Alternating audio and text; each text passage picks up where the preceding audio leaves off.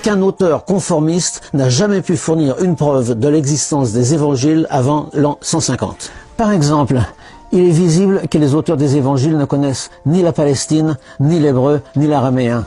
Une anecdote est révélatrice.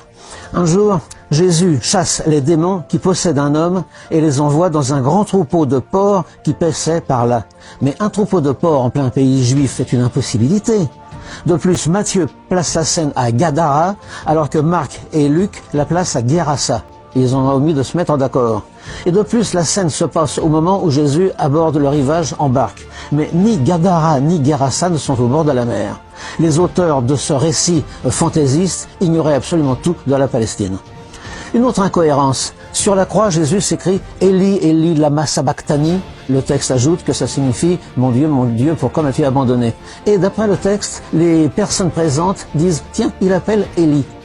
Mais une confusion entre le mot araméen « Eli », qui signifie « Mon Dieu », et le nom du prophète Élie est possible en français, mais elle est absolument impossible en araméen. Toutes les personnes présentes sont de langue araméenne. Donc en fait, ils ont très bien compris ce que Jésus disait. À ma connaissance, très peu d'auteurs ont relevé cette incohérence. La naissance pose déjà une contradiction insoluble. Matthieu assure que Jésus est né au temps du roi Hérode. Or, les historiens connaissent très bien la mort d'Hérode. Il est mort en mars de l'an -4 avant l'ère chrétienne. Donc Jésus, né avant, serait né probablement en -5 ou peut-être -6. Or, d'après Luc, Jésus naît au moment du recensement de Quirinius. Ce recensement se passe en l'an 6 après l'ère chrétienne.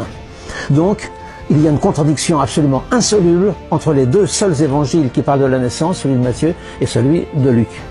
De plus, ces deux auteurs donnent une généalogie de Jésus pour prouver qu'il est de race royale, ce qui effectivement est vraisemblable. Mais les deux généalogies sont différentes à peu près à 95%. Disons quelques mots de la naissance virginale. Il s'agit en réalité d'un mythe qu'on trouve dans pratiquement toutes les religions. Saint Paul, par exemple, n'en dit absolument pas un mot. Si ce maniaque de la virginité avait connu ce mythe, il est probable qu'il l'aurait cité haut et fort. Au contraire, il dit que Dieu a envoyé son fils, né d'une femme, né de la semence de David selon la chair, ce qui exclut toute idée de naissance miraculeuse. Jésus lui-même n'a jamais fait allusion au fait qu'il serait né d'une vierge.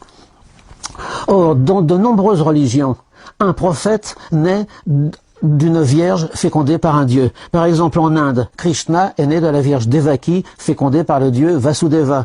En Perse, la mère de Mitra le conçoit après avoir été fécondée par la semence tombée de la lune. Chez les Grecs, de nombreux héros sont nés d'une vierge fécondée par Zeus. Chez les Latins, Romulus, le fondateur de Rome, est né de Rhea Silvia, fécondée par le dieu Mars. Ce mythe de la naissance virginale n'a pas pu prendre naissance en milieu juif. L'idée que Dieu lui-même aurait commis un adultère en fécondant une femme mariée aurait fait hurler le moins croyant des juifs. Aucun auteur conformiste